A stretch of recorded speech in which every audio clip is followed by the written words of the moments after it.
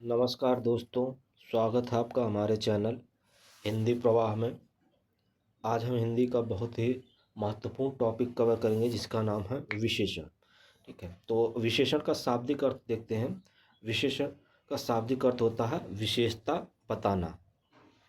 परिभाषा: संज्ञा या सर्वनाम की विशेषता बताने वाले शब्द को विशेषण कहते हैं। अर्थात ऐसा कोई शब्द जो या तो संज्ञा की या तो सर्वनाम की विशेषता बता रहा हो उसी को विशेषण कहेंगे।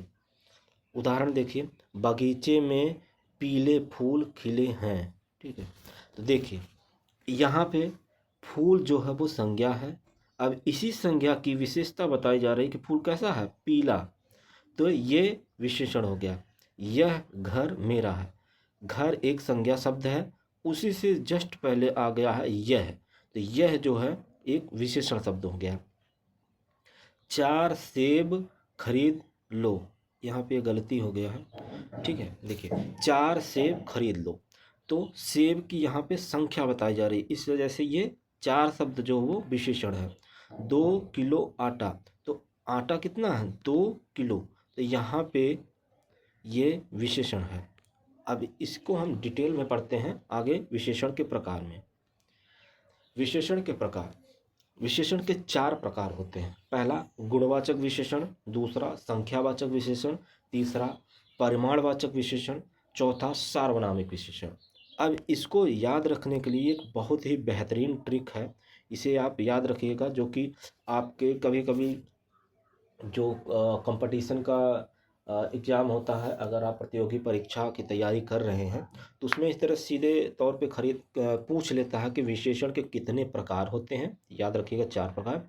और कभी कभी ऐसे दे दे 3-4 ऑप्शन दे देगा, जिसमें से इनमें से 3 दे देगा या 1 दे देगा, 3 दूसरा कुछ देगा, तो उसमें पूछ लेगा कौन सा है। तो देखिए इसके लिए ट्रिक है सार्व गुण संख्या परिमाण। ये बहुत ही बेहतरीन ट्रिक है, इसको आप याद रखिएगा, भूलेगा नहीं। सार्व गुण संख्या परिमाण, तो सार्व से सार्वनामिक विशेषण, गुण से गुणवाचक, संख्या से संख्यावाचक विशेषण और परिमाण से परिमाणवाचक विशेषण। ये 4 प्रकार होते हैं, इसको याद रखिएगा। आगे बढ़ते हैं, पहला पढ़ते हैं गुणवाचक विशेषण। ऐसे शब्द जो संज्ञा अथवा सर्वनाम के गुण, दोष, रंग, अवस्था, दशा आदि का बोध कराते हैं उन्हें गुणवाचक विशेषण कहते हैं। ठीक है, वे गुणवाचक विशेषण कहलाते हैं। यहाँ पे कराते होना चाहिए, गलती हो गई है।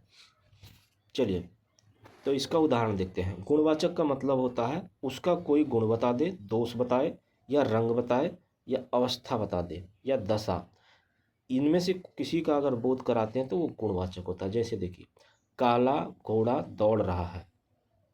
ठीक है, तो यहाँ पे अब आप देखिए, घोड़ा एक संज्ञा है जो कि जातिवाचक संज्ञा है। इसी संज्ञा की विशेषता बताई जा रही, घोड़ा कैसा है, काला।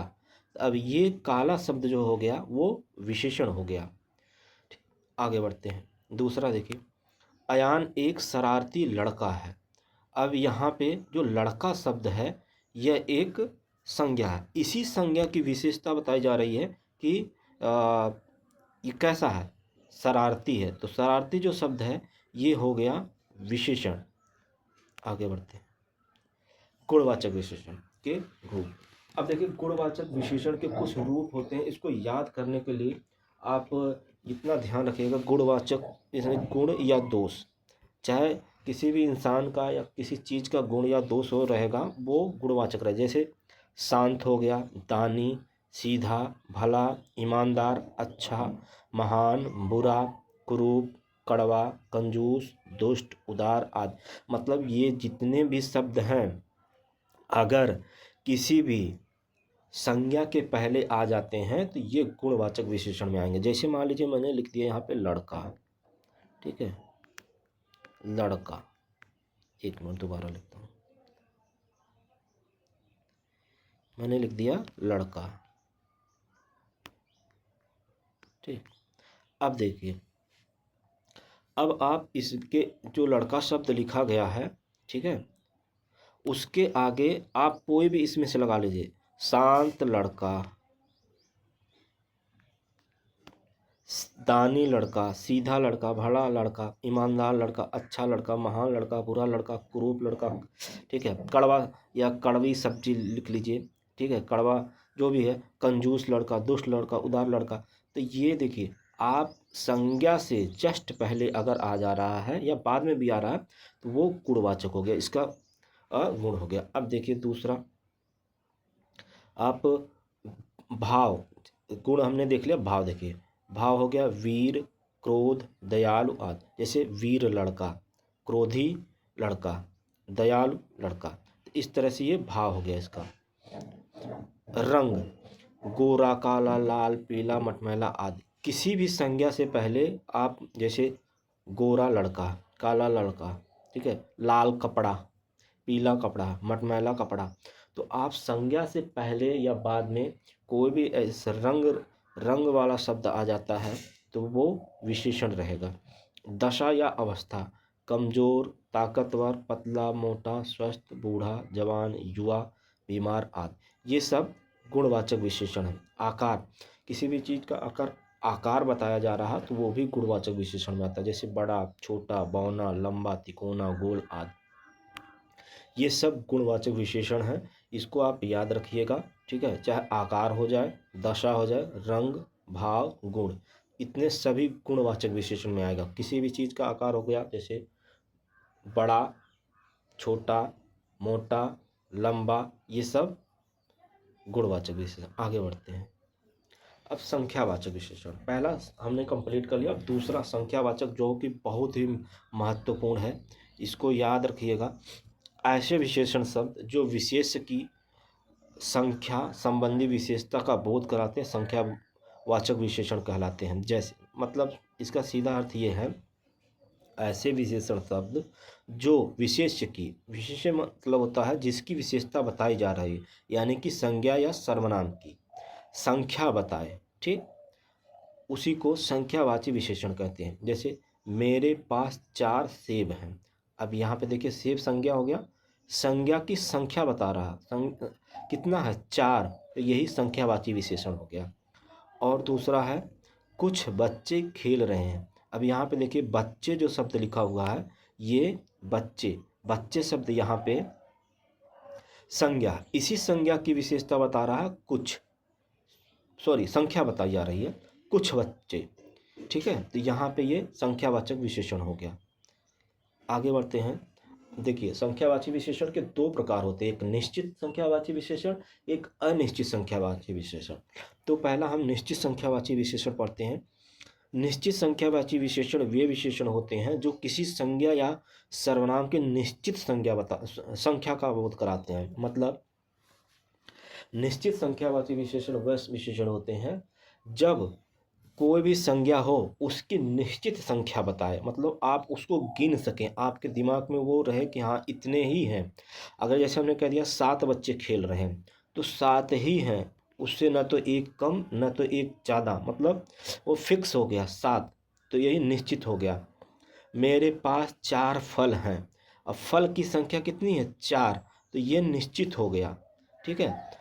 तो इस तरह से आप याद रखिएगा, निश्चित संख्या होता है जिसको हम गिने तो हमें पता चले कि हाँ कितना है, ना तो ज़्यादा ना तो कम, एग्जैक्ट पता चले, वो निश्चित होता है। आगे बढ़ते हैं। अब देखिए, संख्या निश्चित, यहाँ पे निश्चित लिखना चाहिए था। निश्चित संख्यावाचक विशेषण के भेद, ठीक है। देखिए, निश्चित संख्यावाचक विशेषण के 3 मुख्य उपभेद होते हैं। पहला गणनावाचक, दूसरा आवृत्तिवाचक, तीसरा है क्रमवाचक। देखिए, ये आपका जो है थोड़ा डिटेल में हो जाएगा जब आप कोई भी कंपटीशन, ये इस तरह के, जैसे यूपी सुपर टेट हो गया, यूपी टेट हो गया, या कोई भी आप इससे बड़ी मतलब शिक्षक लेवल पे या कोई भी एसएससी लेवल पे अगर आप तैयारी कर रहे हैं तो वहाँ पे इस तरह का क्वेश्चन संख्यावाचक प्रश्न संख्यावाची विशेषण से पूछता है प्रश्न। देखिए, गणनावाचक विशेषण में जो होती है गिनती आती है, 1 2 3 4 5 100 200 300, ये गणनावाचक होता है, मतलब गिनती के शब्द जो होते हैं वो गणना, लेकिन ये भी निश्चित संख्या में आता है। आवृत्तिवाचक एक होता है गुणा, जैसे 2 गुना, 3 गुना, 4 गुना, 5 गुना, 6 गुना, इस तरह से। और एक होता है तीसरा आपका है क्रमवाचक विशेषण। क्रमवाचक में आता है पहला, दूसरा, तीसरा, चौथा, पांचवा, ये क्रम हो गया। ये इस तरह से पूछता है। इसको हम थोड़ा डिटेल में पढ़ते हैं। क्रमवाचक विशेषण। देखिए, क्रमवाचक विशेषण जो होता है, ये विशेषण संज्ञा या सर्वनाम के आने के क्रम मतलब सीक्वेंस या ऑर्डर को बताते हैं। परिभाषा है, जो विशेषण किसी वस्तु या व्यक्ति के स्थान या क्रम को दर्शाते हैं उन्हें क्रमवाचक विशेषण कहते हैं। मतलब इसका ये मतलब हुआ कि ऐसे विशेषण जो किसी संज्ञा की या सर्वनाम की उसका क्रम बताएं, कोई चीज़ क्रम से हो, उसी को क्रमवाचक विशेषण कहते हैं। इसका उदाहरण देखते हैं। वह पहला छात्र जिसने यह प्रश्न हल किया। तो पहला क्रम हो गया कि नहीं, पहला के बाद दूसरा, तीसरा, चौथा, इस तरह से क्रम हो गया। रमा परीक्षा में दूसरा स्थान लाई है, तब ये देखिए क्रम हो गया दूसरा। हम अपनी तीसरी मंजिल पर रहते हैं, क्रम हो गया पहली, दूसरी, तीसरी। आज मेरा चौथा जन्मदिन है, तो यहाँ पे ये क्रमवाचक विशेषण हो गया। लेकिन अगर ये मान लीजिए पूछ देता है कौन सा विशेषण, तो निश्चित संख्यावाचक में आएगा। ठीक है, निश्चित संख्यावाचक विशेषण में आएगा। लेकिन उसके आगे अगर डिटेल में पूछेगा क्रमवाचक है या देखिए क्रमवाचक है, गणनावाचक है, आवृत्तिवाचक है, तो इस तरह से आप इसको याद रखिएगा। चलिए, 10वां अध्याय सबसे कठिन है। तो 10वां, पहला, दूसरा, तीसरा, चौथा, पाँचवां, छठवां, सातवां, आठवां, नौवां, 10वां, तो इस तरह से ये क्रम हो गया कि नहीं हो गया। यादव परिवार का यह 11वां बच्चा है। कौन सा? 11वां। तो 10वां के बाद 11वां। इस तरह से ये क्रमवाचक विशेषण होता है, इसको ध्यान रखिएगा। मतलब इसमें क्रम बताएगा, सीक्वेंस या ऑर्डर बताएगा, पहला, दूसरा, तीसरा, चौथा, पांचवा, इस तरह से आएगा ये क्रमवाचक। आगे बढ़ते हैं। आवृत्तिवाचक विशेषण। आवृत्तिवाचक विशेषण देखिए, इसमें ये विशेषण संज्ञा या सर्वनाम में किसी विशेषता की आवृत्ति, रेपिटेशन या मल्टीप्लिकेशन या गुणा को बताते हैं। मतलब किसी भी संज्ञा हो या सर्वनाम हो तो उसका गुणा को बताएंगे ये। ठीक है, कितने गुना हो गया।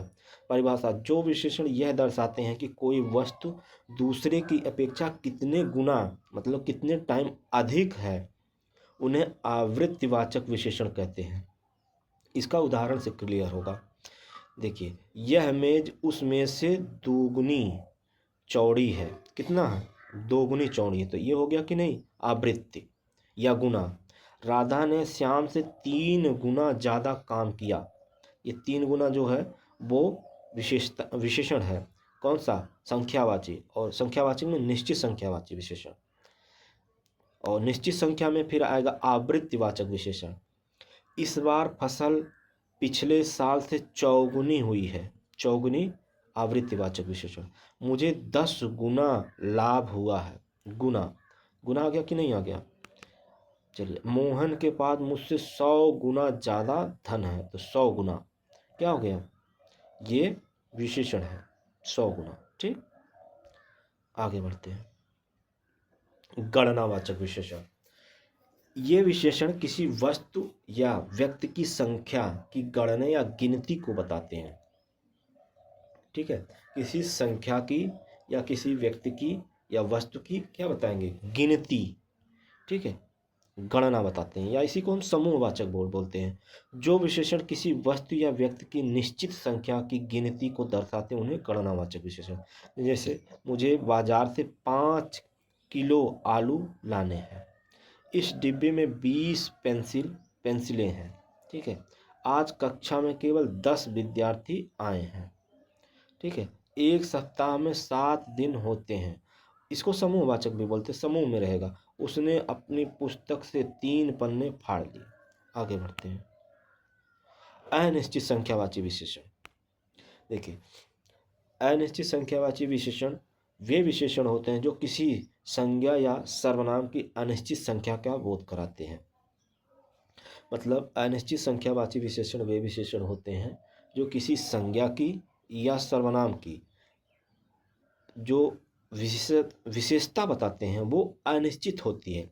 उसकी संख्या जो बताएंगे वो अनिश्चित संख्या होगी। जैसे कुछ बच्चे खेल रहे हैं, यहाँ पे देखिए, यहाँ पे ये कह रहा कुछ बच्चे खेल रहे हैं। देखिए बच्चे जो होते हैं उनको तो आप गिन सकते हैं 10, 20, 50, 100, 200। लेकिन अगर ये कह दिया जाए कुछ, तो कुछ जो शब्द है ये अनिश्चित हो गया, ये इसको हम गिन नहीं सकते। हम गिन तो सकते हैं, मतलब हमें पता नहीं चल रहा है इस शब्द से कि कितने हैं, 4 हैं, 6 हैं, 50 है, 100 है, तो ये अनिश्चित हो गया। यहाँ पे देखिए लगभग 100 लोग टहल रहे हैं, तो यहाँ पे 100 लोग लगभग बोल दिया। अब लगभग 100 से ज़्यादा भी हो सकता है, 100 से कम भी हो सकता है, तो इस तरह से ये अनिश्चित संख्यावाचक हो गया। ठीक है, तो इसको आप याद रखिएगा। इसका एक पार्ट मैं और बनाऊंगा। पहले पार्ट में तो ही मैंने कवर किया है, और अगले पार्ट में मैं आपको परिमाणवाचक और सार्वनामिक ये 2 विशेषण पढ़ा दूंगा। देखिए वीडियो अगर आपको पसंद आया हो, लाइक और सब्सक्राइब ज़रूर करिएगा, क्योंकि इसमें मैं जैसा कि मैं देख रहा हूँ कि मेहनत तो हम बहुत कर रहे हैं, लेकिन इस पर थोड़ा सा लोग प्यार नहीं दे रहे हैं। तो प्लीज़ इसको आप वीडियो को शेयर करिएगा। अगर आप नए हैं तो वीडियो को सब्सक्राइब करिएगा। धन्यवाद।